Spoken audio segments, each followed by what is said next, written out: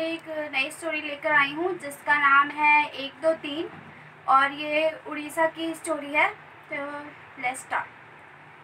तो आज जो मैं आपको कहानी सुनाऊंगी उसका नाम है 1 2 3।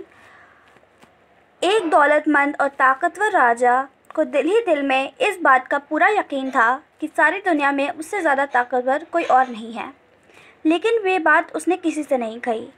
एक दिन उसने सोचना शुरू किया कि जो कुछ सोचता है क्या दूसरों को उसका अंदाज़ा तो नहीं हो गया। चनांचा उसने अपने तमाम अफसरों और नौकरों को बुलाया और उनसे कहा कि बताइए कि इसके दिल में क्या ख्याल है। बहुत सारों ने अंदाज़ा लगाया, लेकिन कोई भी उसके जवाब से मुतमईन न कर सका। तब राजा ने अपने दीवान को हुक्म दिया कि वो कोई ऐसा आदमी उसके लिए तलाश करे जो उसके ख्याल का पता चला सके, और उसने दीवान को उस गैर मामूली ज़हीन आदमी का पता लगाने के लिए पूरा 1 महीना दिया। दीवान ने सभी जगह छान मारी, लेकिन बेसूद, और चूँकि महीना ख़त्म होने के करीब था तो वह बहुत मायूस हो रहा था। लेकिन उसकी एक बेटी थी जिसने ये कहकर उसका जी खुश किया कि मुकर्रर वक्त पर वह ऐसा आदमी तलाश कर लेगी। दीवान बोला, ठीक है, हम देखते हैं कि तुम क्या कर सकती हो, और फिर उसने ये काम अपनी बेटी की सुपुर्द कर दिया। जब मुकर्रर दिन आया तो उसकी बेटी एक बुद्धू को घर लेकर आई जो गडरिया था और उसके यहाँ ही काम करता था। फिर उसने अपने बाप से कहा कि वो उसे राजा के पास ले जाए। दीवान अपनी बेटी के इंतखाब पर दंग रह गया, लेकिन बेटी ने इसरार किया कि यही बेवकूफ़ गडरिया उसकी तमाम परेशानियों का हल है।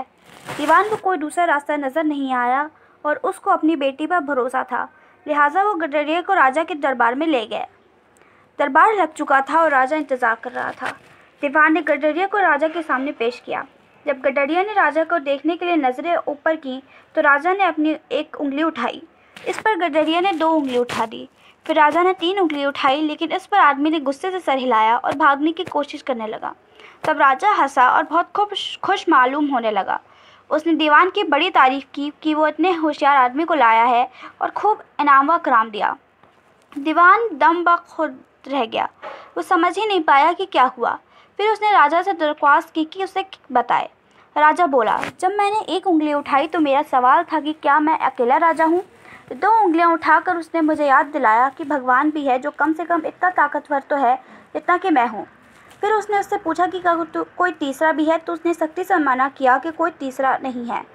इस आदमी ने वाकई मेरे ख्यालात पढ़ लिए। मैं सोचा करता था कि मैं अकेला ही ताकतवर था, लेकिन उसने मुझे याद दिला दिया कि भगवान भी है और तीसरा कोई नहीं।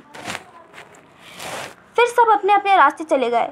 इसी रात दीवान ने बेवकूफ़ गडरिया से पूछा कि राजा और उसके दरमियान जो कुछ इशारा हुआ तो उसने उससे क्या समझा। तो उसने कहा, मालिक, मेरे पास मेरी से 3 भेड़ें हैं।